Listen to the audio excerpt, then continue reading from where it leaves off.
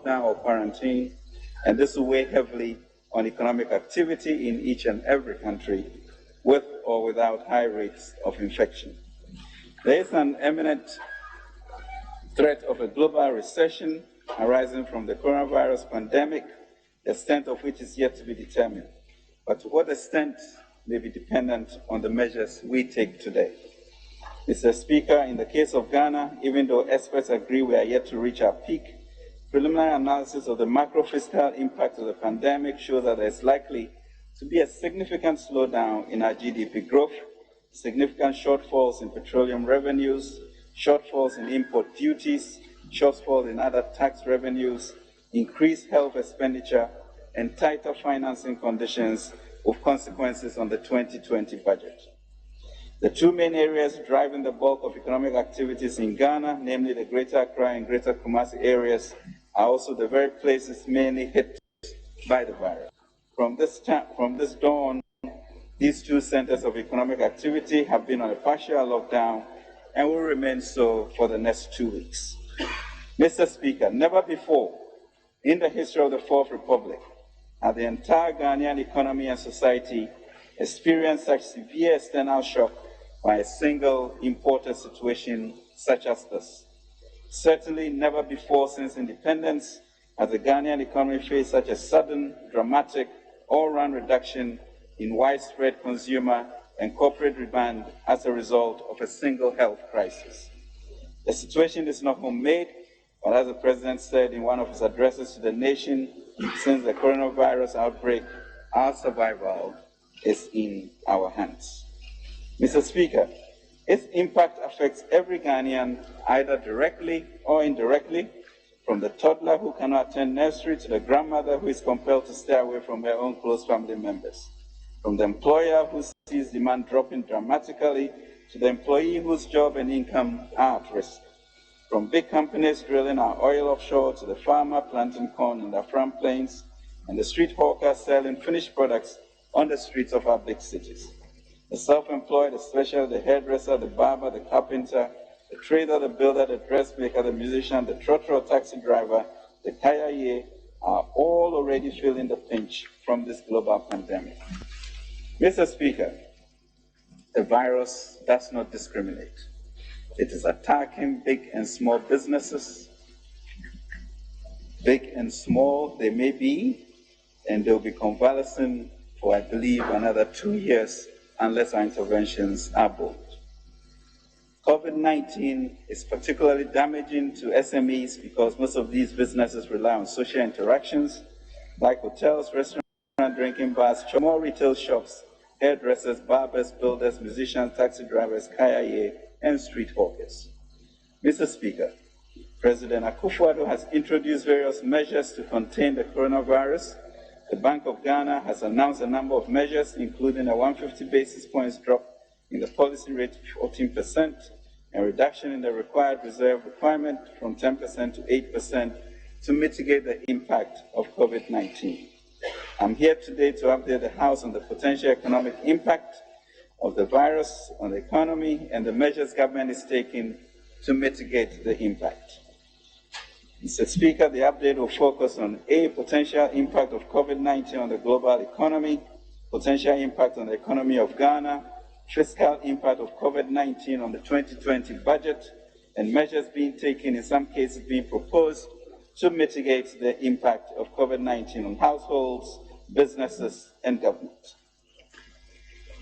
Mr. Speaker, international research institutions and multilateral organizations, including the Fund, the World Bank, UNECA, the Economic Intelligence Unit, and Fitch Solutions, are all projecting significant slowdown of global GDP growth, with most predicting a recession or a severe economic contraction. Though the IMF had indicated earlier in March 2020 that the impact of the COVID-19 on global growth is difficult to predict, the IMF is certain that 2020 growth will slow down significantly from the projected 3.3% to maybe even negative growth. The UNECA predicts that the Africa 2020 projected GDP growth will drop by 1.4 percentage points from 3.2% to 1.8% as a result of the virus. The World Bank estimates that a 1% decline in developing country growth rates traps an additional million people into poverty. Mr. Speaker, given that mainland China is a major economy, a manufacturing hub, and a major supplier to the global economy, the COVID-19 outbreak in China has posed a major destabilizing threat to the global economy. China is the world's second largest economy and a leading trading nation. China today is significantly larger, 17% of global GDP and nearly 30% of global GDP growth, compared to 2003, when it was just 4% of global GDP. And it plays a major role in global supply chain and trade. Mr. Speaker, this pandemic is impacting the global economy through at least the following channels: disruptions in global supply chains of drops in value creation and delays in shipments of major goods and services, widespread supply shortages, including food, pharmaceuticals, and manufactured goods, and attendant huge price increases, slowdown in investments and mass layoff of workers, further dampening economic activity, unprecedented volatility and collapse of stock markets, which are already recording all-time low indices, tighter global financing conditions, despite interventions through monetary policy to cut interest rates, decline in the international price of crude oil with significant revenue loss to oil exporting countries, decline in tourism resulting from border closures, fewer international trips, cancellation of cruise lines, airline suspensions, and cancellation of regional and global events, decline in remittances, significant job losses for businesses big and small, unanticipated increases in health spending, and higher public debt burden. Mr. Speaker, the global response to the pandemic has been swift, with a mixture of monetary and fiscal policy responses. Central banks have cut interest rates, making more funds available to both public sectors, whilst finance ministries are providing fiscal stimulus packages to mitigate the impacts of the pandemic. Multilateral institutions are also providing support through rapid disbursement instruments.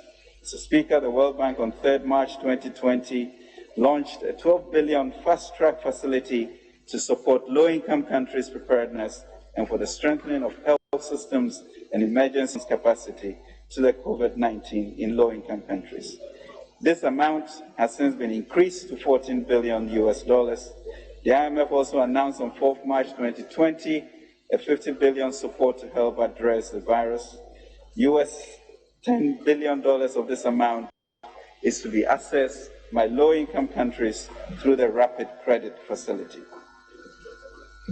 Mr. Speaker, I will now present the potential impact of the COVID-19 pandemic on the economy of Ghana. Mr. Speaker, before that, I'll provide the House an update on the COVID-19 statistics in Ghana as of today, Monday, 30th March 2020.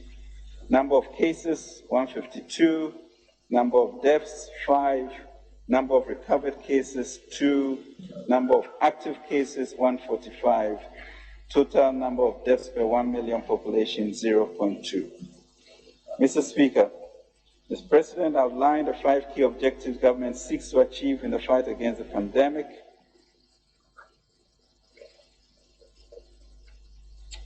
And in that sense, to deepen our self-reliance at the end of the day for the country. The President has accordingly announced a number of measures to control the spread of the disease in Ghana. These measures include partial lockdowns in the Accra, Temakasua, and Kumasi metropolitan areas, closure of borders by land, sea, and air to passenger traffic, prohibition of mass gatherings, closure of schools, suspension of counselor services, increased public education on the need for improved hygiene and social distancing. The socioeconomic impact of COVID-19 on the economy of Ghana is by direct and indirect routes, directly through the effects of the disease on production, trade, and investment within Ghana and between Ghana and the rest of the world, especially China, Europe, and the United States, on global commodity prices, crude oil, gold, and cocoa, on tourist flows, on fiscal stance, and on human life, especially the health and life of the most vulnerable. And indirectly through the slowing of global economic growth, supply chain disruptions, and by extension, the negative impact on Ghana's own growth.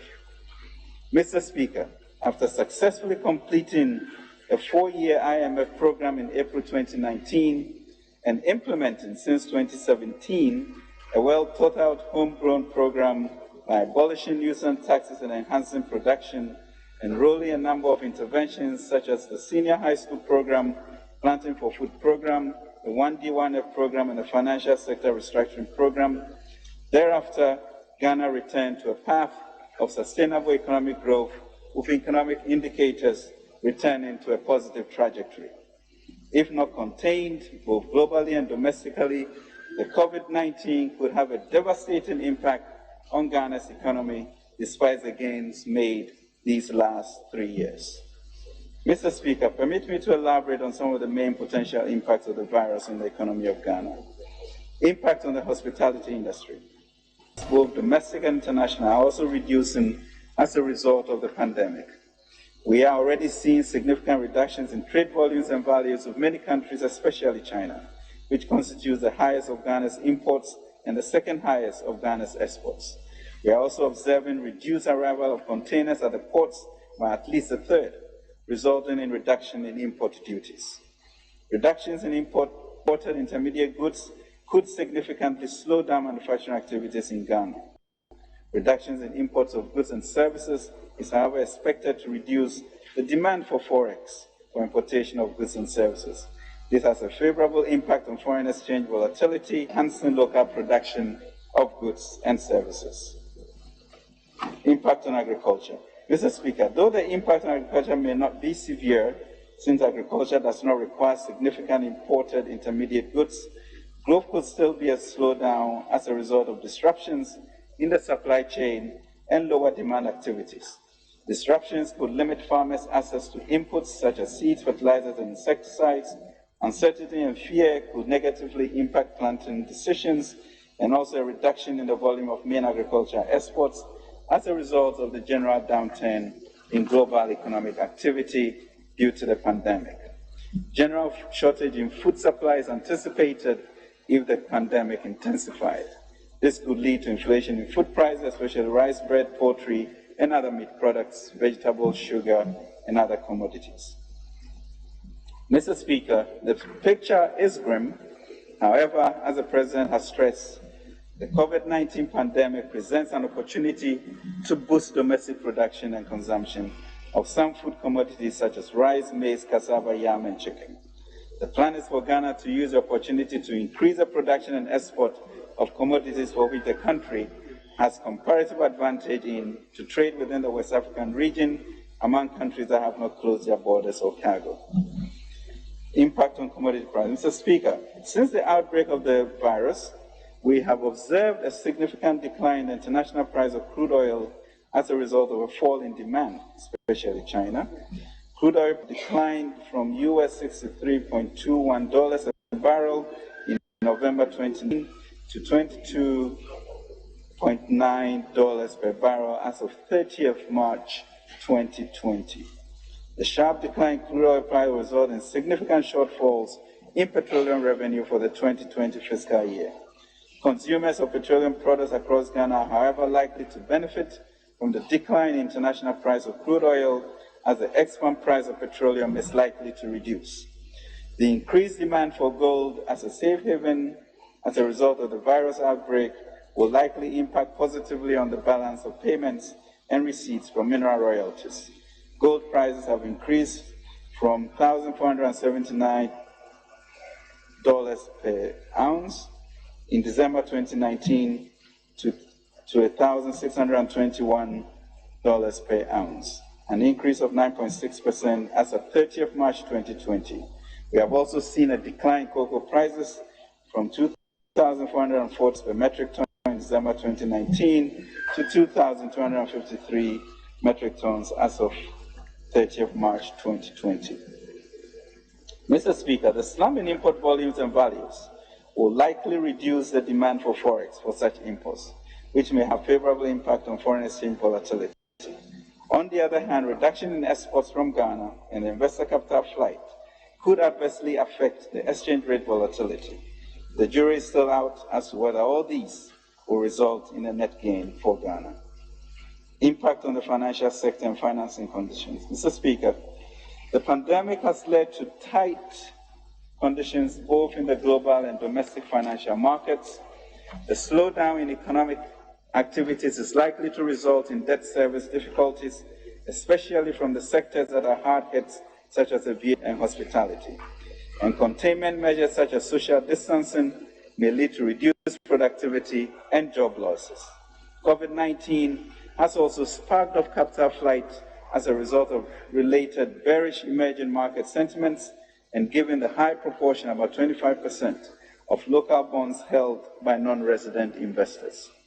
We are seeing an increase in demand for dollars, which could impact negatively on foreign reserves. Ghana's successful and timely raising of $3 billion from the Eurobond market in early February this year has been extremely, may I say, divinely helpful and provided us with the needed buffer to anchor the cedi. However, in these apocalyptic times, we must do all we can to conserve and preserve our foreign exchange reserves. Impact on GDP growth. Mr. Speaker, real GDP growth rate could decline, Mr. Speaker, from 6.8% to 2.6% with infection and cases, and 1.5% with a partial lockdown. Mr. Speaker, the projected growth will further worsen in the event of a full lockdown. Mr. Speaker, I will now provide an update to our members and the people of Ghana on the potential fiscal impact of the pandemic on the 2020 budget. Even though events are still unfolding, preliminary analysis undertaken at the Ministry of Finance shows that the pandemic will result in significant shortfalls in petroleum receipts, shortfalls in import duties, shortfalls in other taxes, increased health-related expenditures, and tight financing conditions. Mr. Speaker, these will negatively impact the fiscal stance for 2020. Shortfalls in petroleum receipts. Mr. Speaker, government programmed a crude oil price of 62.6 per barrel for the 2020 budget, consistent with the PRMA Act 815. Global crude oil price has, however, declined significantly since the outbreak of the virus. As of 30th March 2020, as I mentioned, Brent was down to $22.9 per barrel from the December 2019 price of $65.9 per barrel. Preliminary analysis shows that an average crude oil price of $30 per barrel for the year 2020, being optimistic, government will register a shortfall in crude oil receipts amounting to $5,679,000,000 Ghana cedis. Mr. Speaker, the corresponding projected shortfall in annual budget funding amount, ABFA, is $3,526,000,000 cedis, while shortfalls in the Ghana Stabilization Fund and the Ghana Heritage Fund are $1,058,000,000 cedis and $453,000,000 cedis respectively. Projected shortfalls in transfers to GMPC will be 642 million Ghana cedis. Shortfalls in tax revenue. Mr. Speaker, the anticipated decline in import volumes and values, as well as a slowdown in economic activities, will lead to shortfalls in both import duties and other tax revenues. Based on the performance of import duties to date, as well as assumptions on projected decline in import volumes and values, preliminary analysis shows that import duties will fall short of target by 808 million Ghana cedis for the 2020 fiscal year. Similarly, the projected slowdown in non-oil GDP as a result of the coronavirus pandemic is expected to result in shortfalls in tax revenues, excluding oil tax revenue and import duties, amounting to 1,446,000,000 Ghana cedis, bringing the total estimated shortfall in non-oil tax revenue to 2,254,000,000 Ghana cedis. Increased health expenditure. Cost of preparedness and response plan. Mr. Speaker, the Ministry of Finance has been working with the Ministry of Health to cost the National Preparedness and Response Plan prepared by the Ministry of Finance, Ministry of Health, and the World Bank. The Preparedness Plan seeks to, among others, enable early detection and effectively manage and contain a COVID-19 outbreak in Ghana. The initial cost of the programs and activities under the COVID-19 Preparedness and Resource Plan is about 572 million Ghana cedis. Mr. Speaker, more specifically, the plan seeks to strengthen coordination of the overall preparedness activities, strengthen capacity of regions, priority health facilities, and points of entry to prevent, rapidly detect, investigate, and contain the COVID-19 outbreak in Ghana, to strengthen the national capacity for lab surveillance and diagnosis, build capacity for early diagnosis, case management, contact tracing, and infection prevention and control, ensure minimum health logistics are in place in prioritized regions, health facilities, and points of entry for preparedness and laboratory capacity, sustained for timely and quality testing of COVID-19 samples, and increase public awareness on COVID-19 risk mitigation and response measures. Mr. Speaker, as announced by President Akufo-Addo on March 11, 2020, during his first broadcast on the pandemic, government has earmarked the equivalent 572 million Ghana cedis, $100 million, for the fight against COVID-19. Contrary to views of some skeptics that the money is not available, I wish to assure you that the money has been secured and is available to be dispersed in accordance with our public financial management procedure and rules. Indeed, from day one, government has not stopped spending in the fight against COVID-19. Coronavirus Alleviation Program. Mr. Speaker, the President's instruction to his economic management team is clear: how to reduce the accumulation of economic scar tissues from this disease. The President is determined to cushion the economic and social difficulties this virus is visiting on Ghanaian businesses and our people. Our task, therefore, is to minimize the huge threat of job losses and the impact of job losses. The President and his team are thinking outside the box to ensure that the principles of fiscal discipline are not jettisoned, and yet still ensuring that people have money to spend. Our plan is to ensure that essential public investments are not mightily compromised, while at the same time enabling significant increase in spending on health. Beyond that, government is committed to using this unprecedented challenge to our economy and society as rather an opportunity to fast-track even more our agenda to industrialize, become self-reliant, and to move Ghana beyond aid. Mr. Speaker, that is why, to mitigate the impact of the coronavirus on business and households and ensure that economic activities are sustained while minimizing job losses, the President on Friday, March 27, 2020, announced the establishment of the Coronavirus Alleviation Program, the CAP. The Ministry of Finance will immediately release an amount of 1 billion Ghana cedis upon approval by Parliament. The Ministry is proposing to use the equivalent of US $290 million from the Stabilization Fund for this. The CAP will focus on areas that will provide maximum results in alleviating the impact of the coronavirus pandemic, with a focus on protecting against job losses, protecting livelihoods, supporting small businesses, and ensuring the program is efficiently and sustainably implemented.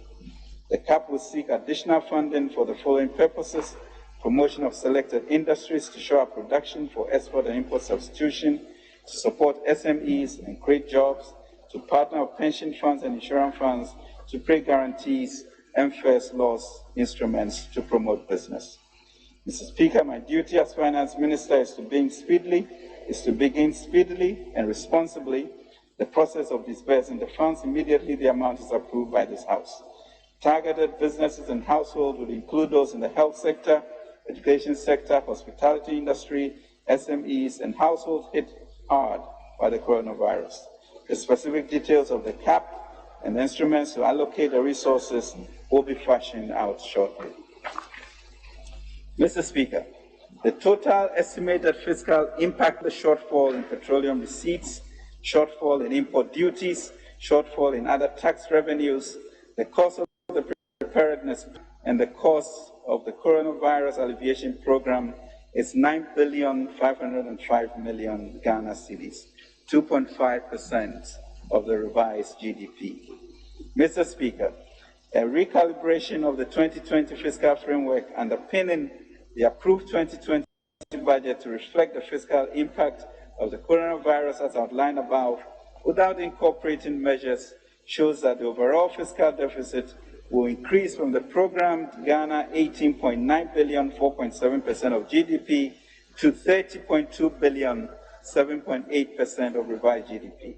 The primary balance will correspondingly worsen from a surplus of 2.811 billion, 0.7% of GDP, to a deficit of 5.6 billion, minus 1.4% of GDP.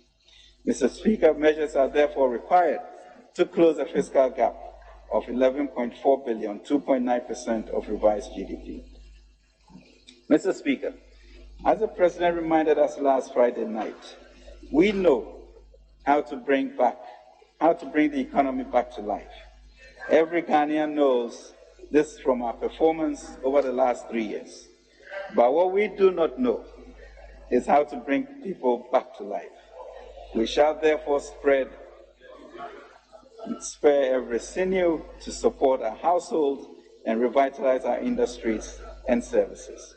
The Ministry, Mr. Speaker, has moved very quickly to engage our development partners to very good effect.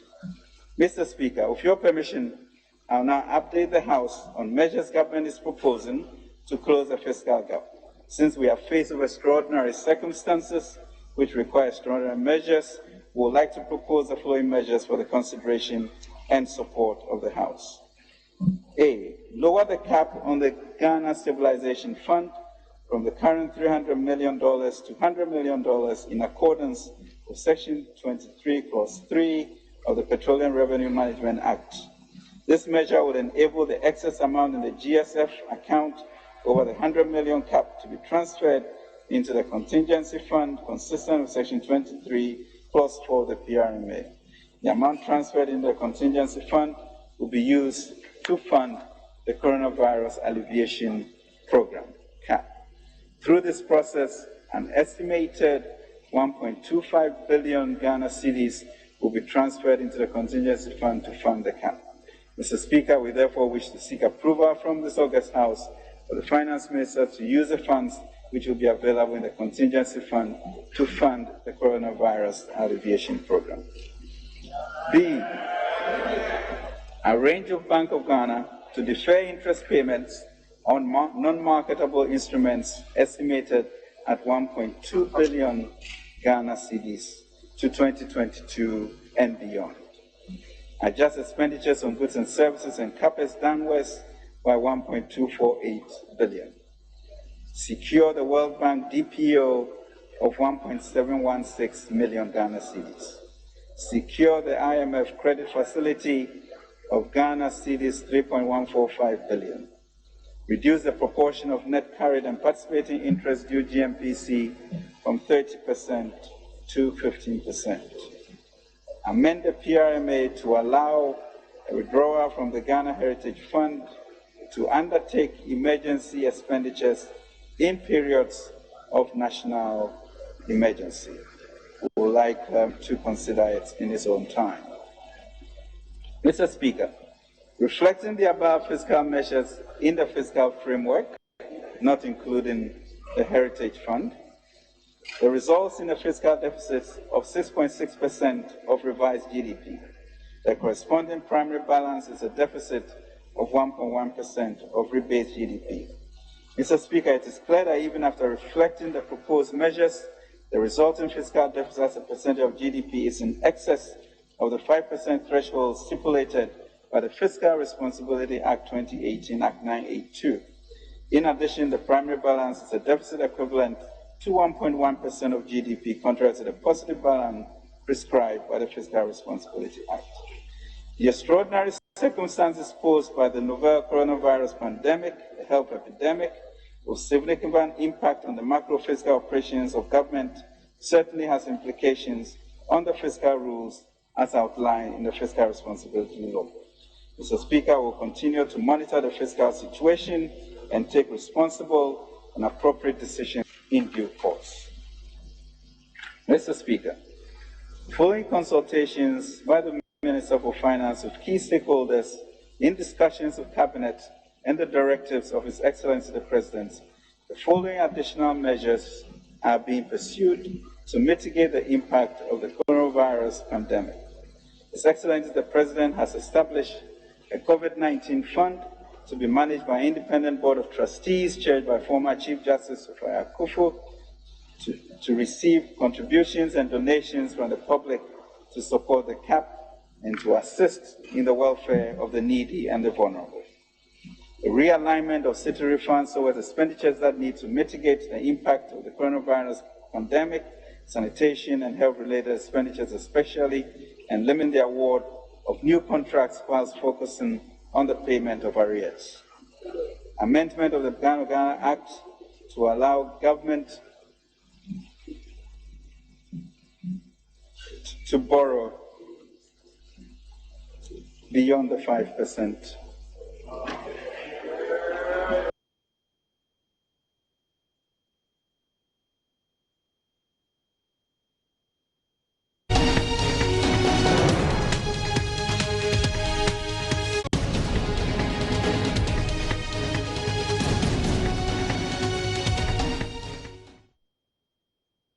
To borrow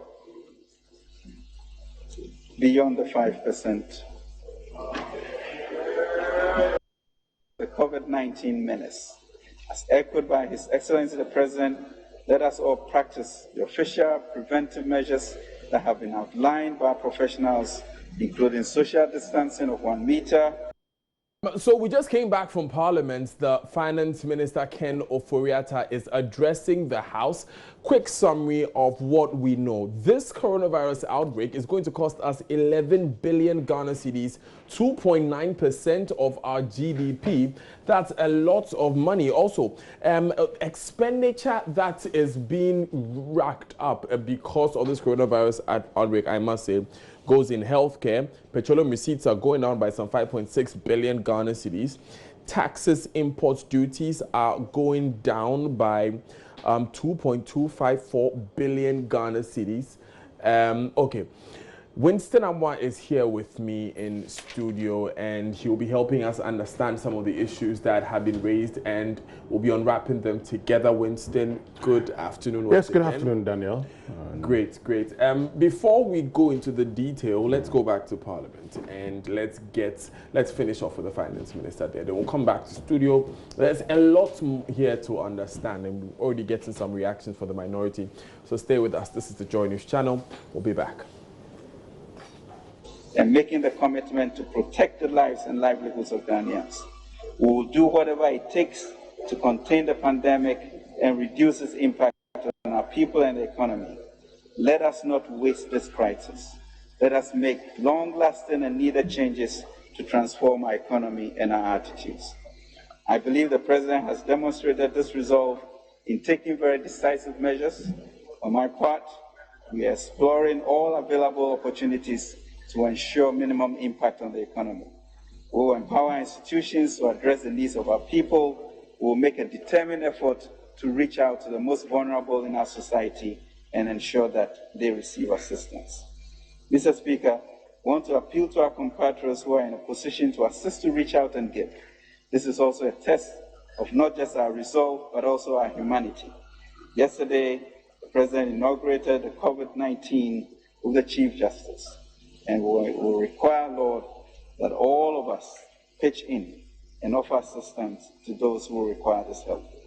We hope and pray that this pandemic will pass quickly so we can go back to our normal lives and continue the transformational agenda of improving lives and pushing Ghana beyond aid. Mr. Speaker, the virus thrives on indecision and complacency, but it fails where responsible leadership triumphs. And with this, I mean leadership at every level, not just from this august house, but from all of us as Ghanaians. Leadership from government, leadership at work, from both employers and employees, and at home, from young and old. We are all responsible. Every Ghanaian must show leadership in exercising self-discipline and civic responsibility. It's the only way we can defeat the virus. To all my fellow Ghanaians, citizens, everyone, as Voltaire said, is guilty of the good he did not do. The Bible puts it more starkly. If anyone knows the good they ought to do and does not do it, it is sin for them. Mr. Speaker, the measures that the President has already implemented and the ones being proposed to this House now are aimed to stay the spread, and in many cases, to stay one step ahead of the pandemic and not to react once it is too late. The President is asking this House to support this effort to take decisive action today that will ease the impact of this pandemic tomorrow. At this very moment in time, we in Ghana are still in the quiet before the potential storm. But the rate at which that over the last week alone should leave no one in doubt that the drastic measures must be taken now. Our actions in the coming hours and days will determine how we weather the storm, how many Ghanaian lives we can save, and how far we are willing to go as leaders to ease the social and economic impact of this devastating virus on the innocent people of our beloved country. We are being called upon as leaders to act and to fight together on behalf of the people and for the people. Let us, like David, be remembered for serving God's purpose in our generation. And there's no better time for all of us to get off our pews and to act. We have a collective responsibility to act now to stem what could so easily become a catastrophe as both the supply and demand ends of businesses struggle. We may not know the full health and economic consequences of this pandemic. We may not know when the world will get over it. We may not know when a vaccine may be found. What we do know is that when we take steps to protect our people and their livelihoods within the constraint of our physical space, we must do it. Together, and with the help of the Almighty, we shall beat this virus. Mr. Speaker, I'll come back to this House with the necessary request for approval for measures to support the cap. Mr. Speaker, by the end of July 2020, by God's grace, when this pandemic has long left our land and our land is healing, when we would have gathered enough information on the coronavirus pandemic and its macro-fiscal impact on the economy, I'll come back to this House with a mid-year review of the 2020 budget on behalf of His Excellency, the President of the Republic. Mr. Speaker, in this short time, the government has been able to put in place a request for $550 million from the IMF, a request for $100 million from the World Bank, another $350 million of requests from the World Bank. Mr. Speaker, this is close to $1 billion that we are putting in place to be able to contain this pandemic. The work that the Bank of Ghana has done and the response by the banks is also laudable, with $3 billion CDs that will come to support industry. Mr. Speaker, I want to thank you, the House, and fellow Ghanaians for the attention. God bless our homeland, Ghana.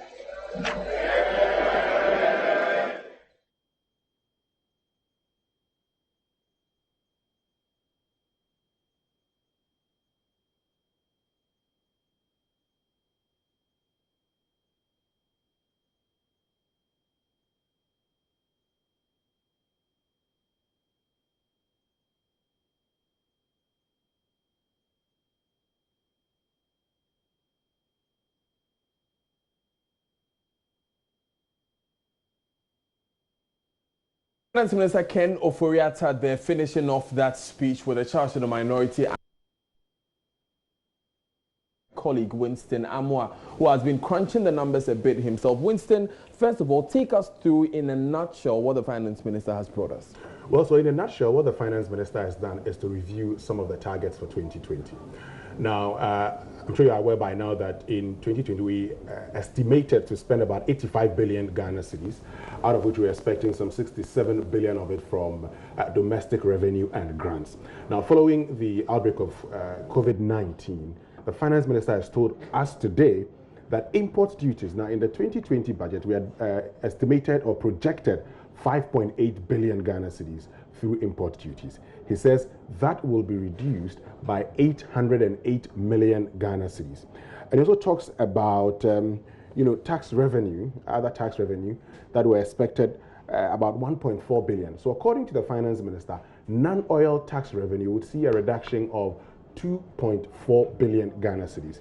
What he's also done is to tell all of us that, so initially he anticipated that we're going to be borrowing about 18 billion Ghana cedis, about 4.9% fiscal deficit.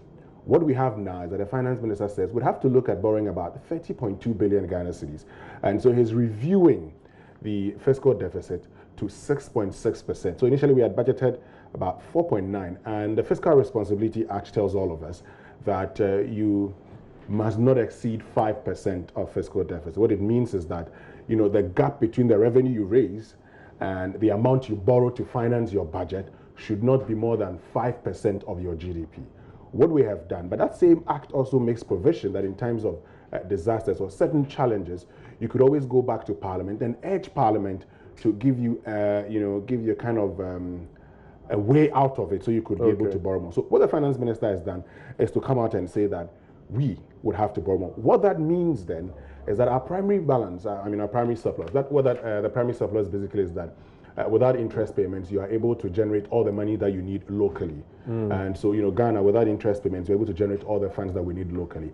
But for coronavirus and its impact on the economy, since we're planning to pay some 21 billion Ghana cedis as interest payments, and we're also generating 67 billion locally, what that would have meant is that the country would have achieved primary surplus. Unfortunately, because of this, we're unable to achieve primary surplus, and so that would go into the deficit again. So it will be a departure from what we've had in the last 3 years under this regime, Daniel.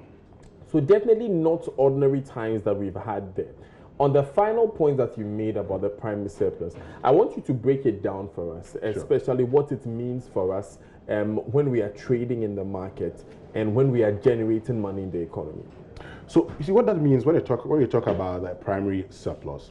Basically, if you look at the expenditure of government, you have your compensation of employees, then you have payment of interest, then you have government transfers, you have goods and services and other expenditure. Now, what the primary surplus talks about basically is that in order to ensure how sustainable you are debt-wise, you should be able to survive without. So you should be able to survive as an economy, okay, by generating funds locally and not borrowing elsewhere.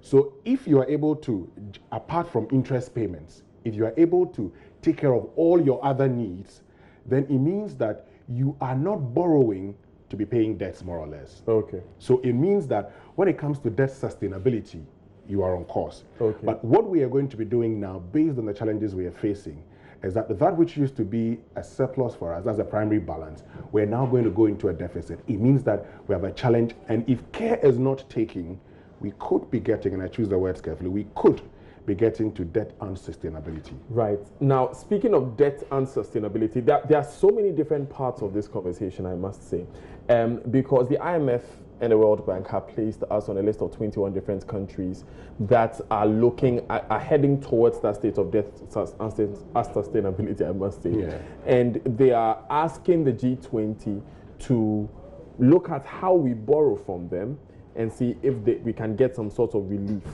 in those. So there are a lot of international arrangements that are being made that we could benefit from. Is that not an area to look at? Certainly, that will be an area to look at. The challenge, however, with the current situation in which we find ourselves is that other countries are also struggling. And once other countries are struggling, the challenge would be that countries would not find it so easy to give you loans. Now, loans that they hitherto would have given to you easily, they certainly would want to pump it into the economy as stimulus packages to also help the industry. But then before we go, Daniel, it's important I make this point. So, when you face such a challenge, there are some other options available to you. What you could do is to reduce expenditure. So you say, okay, so I planned I was going to do this and I was going to do that. Because of the challenges we are faced with, I would no longer be able to do this. Another thing would be to generate more revenue through the imposition of taxes.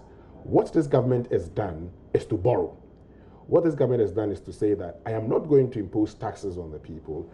I am not also going to reduce the expenditure I have. And mind you, our capital expenditure, which is something we can't do anything, which is something we can do something about, was 9 billion. The other things, for instance, statutory payments of 15 billion, you can't do anything about it. These are government transfers. So once you generate the revenue, you must transfer them to certain institutions that need them, and they are constitutional provisions, Daniel. But are we necessarily borrowing, Winston? Because I see lowering a cap on stabilization fund from $300 million to $100 million. I see money from the World Bank and IMF coming in. I see the Heritage Fund These are credit facilities, Daniel. And so once the finance minister talks about credit facilities, what he's telling you that he's going to borrow. The moment you tell me that our fiscal deficit is going to be going up, what that means is that you're going to be funding the budget gap or the expenditure gap through the acquisition of loans. I guess I was looking at the stabilization fund and the Heritage Fund. So when it comes to the stabilization fund, what the finance minister has done is to tell us, and the law, the Petroleum Revenue Management Act, Act 815 as amended. Now, what it permits is that in times when your projected revenue for the annual budget funding amount, and the annual budget funding amount was about 4.6 billion. Now, it's going to reduce by 3 billion, looking at, the benchmark revenue for crude oil. That was about $62. Today, when I checked, crude oil was at $21. What that means is that 2/3 of it is gone, and that has been translated into the loss that we are going to see if all things remain the same. Yeah. So the finance minister says he is going to come to Parliament. He's urging Parliament to actually amend the provisions of the Act that says that it should be a minimum of $300 million to a minimum of $100 million. So allow him to spend. To allow him to use that 1.25 billion Ghana cedis as the coronavirus alleviation program. So when the president addressed the nation on Friday, the president talked about the fact that he was going to make a minimum of 1 billion Ghana cedis available to SMEs and households. That is where the money is going to be coming from.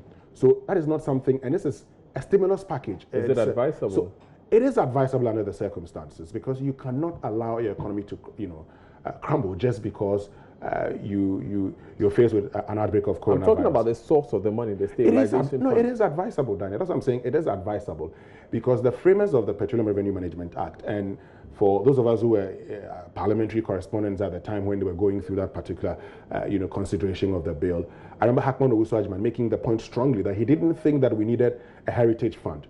But because we also felt at the time that petroleum resources had a lifespan of about 30 years, we shouldn't spend everything, and we should make provisions available for future generations.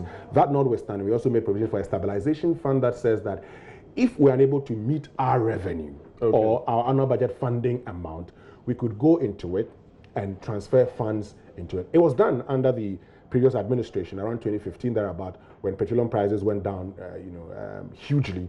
Sektepe resorted to that same thing just to make sure that he was able to cushion the Ghanaian economy, Daniel. Right. Now, you spoke about the coronavirus alleviation program, yes, and that's another area of interest. The president mentioned 1 billion Ghana cedis. We now have a bit more detail as to where those investments will be made. But yes, there's still the question of what exactly will be done. Are we looking at tax reliefs? Are we looking at monies being handed over to these households or these persons? What do you make of this? Health, education, hospitality, which has taken a huge hit, and SMEs and then households. So the finance minister, talks about the fact that the package, you'll be looking at the promotion of Ghanaian industries for import substitution also. Yeah. He's acknowledged the fact that then you have a challenge confronting you. Yeah. And so you have to look within. We've been talking about, you and I on the Spa Morning Show have been talking about the fact that we need to look within, because around this time, we're facing a challenging global economy. The president has made the point that necessity is the mother of all inventions. So this is the situation. We've seen it with the sanitizers. So they're promoting industrial growth for import substitution. So things that we normally would have imported, which have become a problem for us. If we have the raw materials in this country, if we can readily get the raw materials, why don't we produce them right here in Ghana? That will be taken care of. Then he talks about health, he talks about education, he talks about hospitality. The case about the hospitality sector is that, they're facing as one of the worst hit sectors when it comes to the coronavirus outbreak, because in many of the instances, particularly, you have foreigners coming into the country and making use of these facilities. Now we have a situation where we're saying that, these foreigners, we've banned, inbound flights, passengers from both land, sea, and air. What that means is that we are not going to get a lot of people outside the country coming into the country and be using these facilities. These days also, conferences are going on, are happening through online means. What it means is that the earlier situation of people going into hotels and having conferences, now they're practicing social distancing. Now there's a partial lockdown in Accra, Greater Accra metropolitan area and the Greater Kumasi metropolitan area. What that also means is that people then would not go to these facilities. So the question you ask yourself is, how do I mitigate the problems that this sector is confronted with? You mitigate it by assisting them. The challenge is that if you do not get in, one of the things that could happen is that these hospitality sector players would be forced to lay off workers. When they lay off workers, what that means is that government must then begin to look for money to provide some income for these households. So why don't you support them? Why don't you tell the banks, for instance, to actually hold on the principal payments of their loans for 6 months? Why don't you defer their filing of tax returns, from April to June?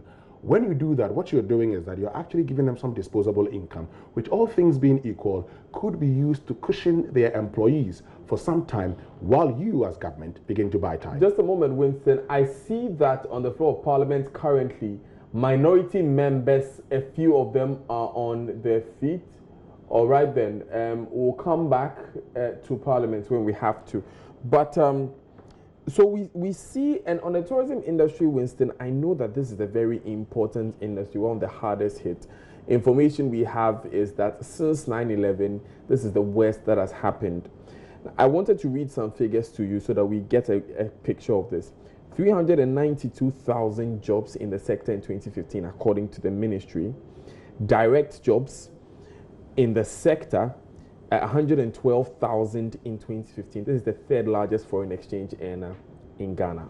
But this morning, Professor Peter Korte told us on the Super Morning Show that it may be too much to save now. They need 300 million in a month. Yes. Can we realistically provide for them with, interventions that total to just about 10 or 11 billion? Well, the thing is that the interventions that total up to 11 billion, the thing is that the finance minister would have to continuously spend. So we've told you how much we're likely to lose if things remain constant, like the economists would say.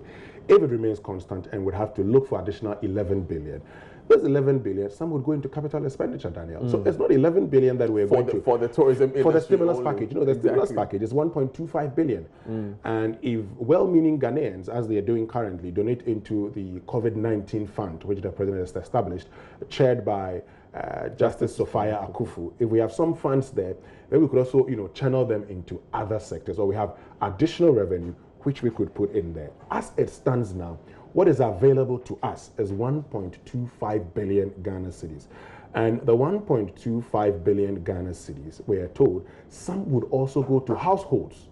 And so you ask yourself, the challenge here is that the finance minister still doesn't tell us the distribution mechanisms that have been put in place. And that's one thing that we'd have to wait for. Maybe, as is always the case, when the document itself is presented to Parliament as part of the appendix, we'll see how these funds would be distributed. But the thing is that if you should look at the money as presented by the finance minister, it will be difficult to say all of it is going to go to the hospitality sector.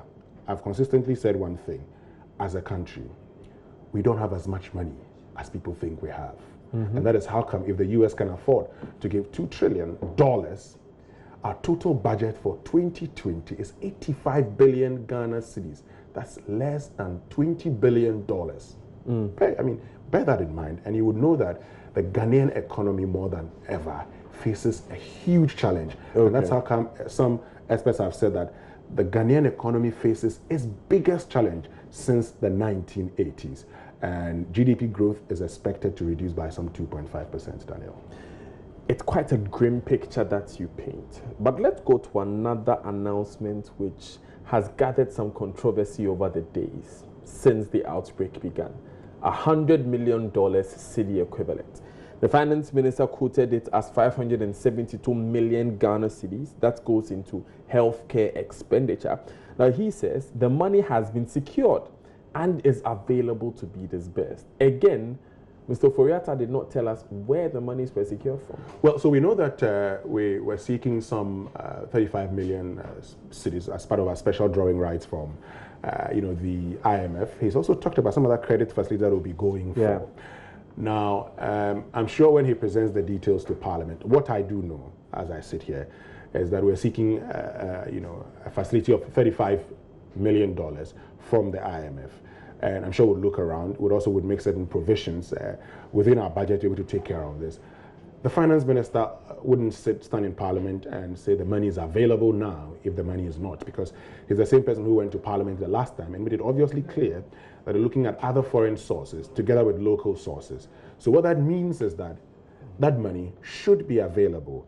And I'm sure you'd ask the question, so what happens to its usage? There's a talk of, providing insurance, some 10 million Ghana cedis worth of insurance to 10,000 frontline health workers who could be affected as a result of their fight against COVID-19, which is also a very good thing. So I'm sure by 5 p.m. thereabout, once Parliament gets hold of the document, latest by tomorrow, if they're going to have discussions on that particular document, the appendices in the document would give us a very good picture of where all these monies are coming from and how we intend to spend them, Daniel.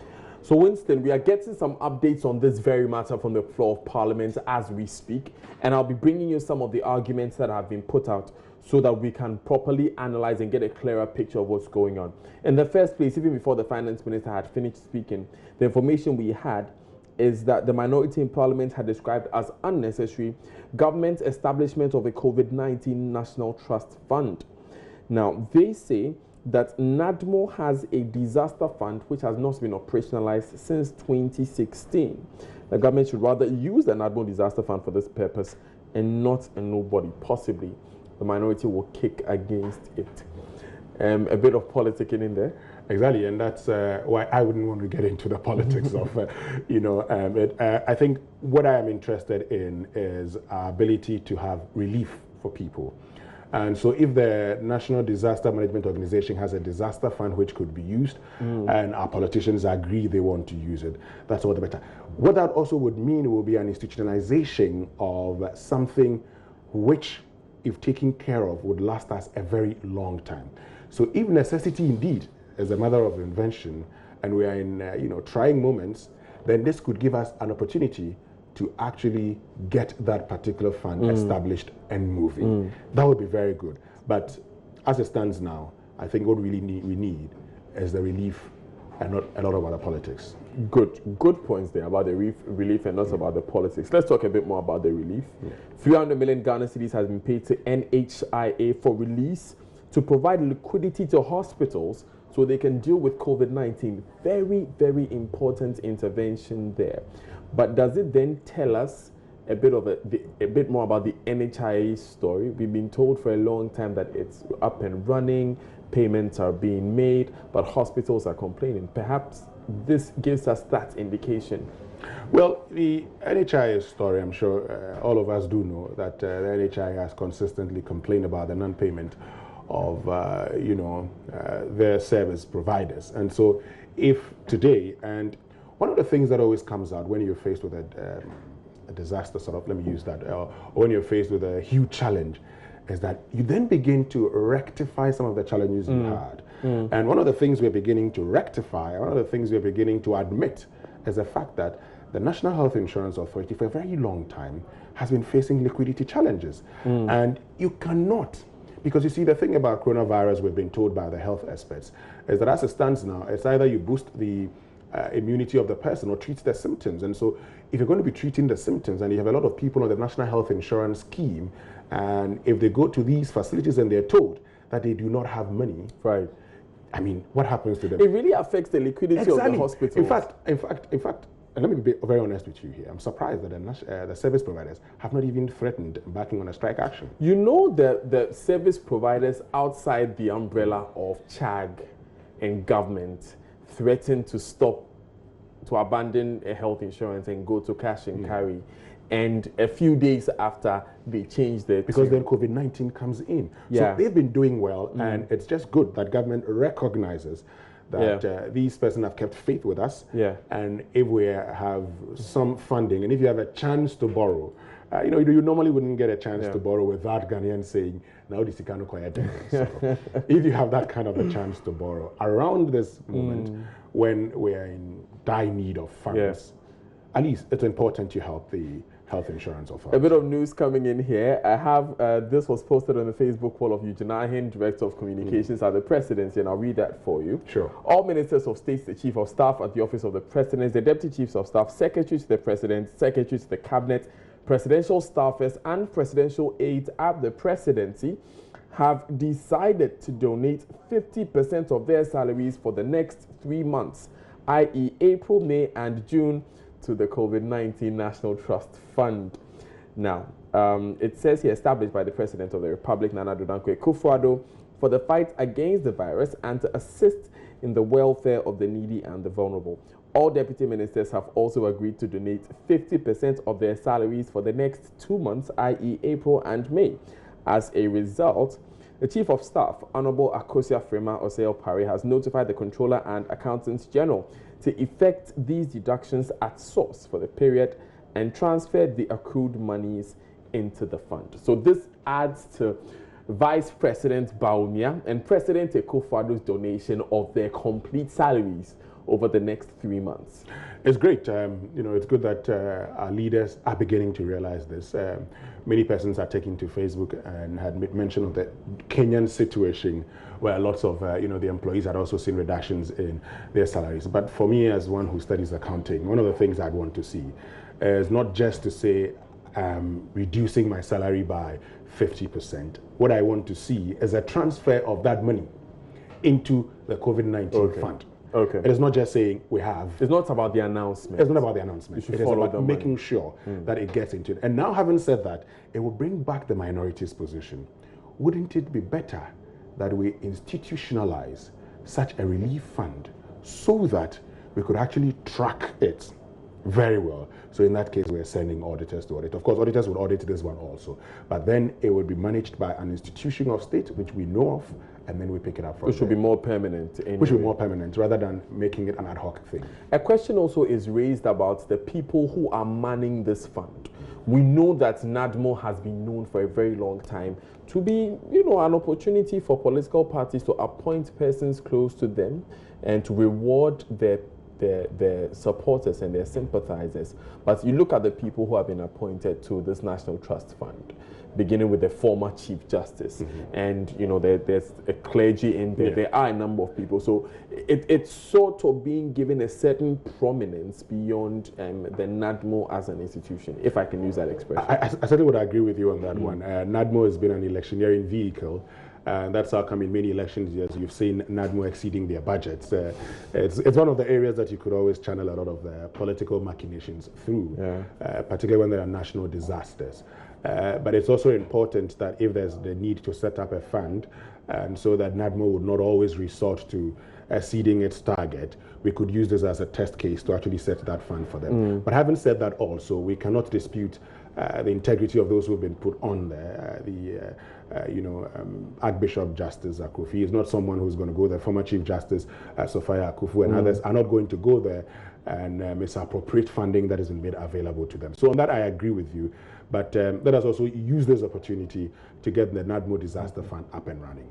Right, it's still live on the JoyNews channel. My name is Daniel Dazi. We just came back from Parliament where Finance Minister Ken Ofori-Atta presented a statement to the House talking about how this entire COVID-19 outbreak would cost the country 11.2 billion Ghana cedis. That's 2.9% of the GDP. He has named a number of ways that he's going to close that gap, including funding from the World Bank and the IMF. He's also talked about going into the Heritage Fund and lowering the cap on the stabilization fund, which is basically going into oil revenue. We'll take just a few minutes break, and when we come back, we'll look at some of the arguments that are being made by the minority on what Mr. Ofori-Atta has done. Winston, some people are saying that Mr. Ofori-Atta, for instance, should have revised the budget instead of releasing a statement. We'll learn what difference that makes and what it means, so that we can understand why the minority is making this demand and see what is best for the country. You're live on JoyNews channel. My name is Daniel Daze Winston. Amwa is here with me. Stay with us.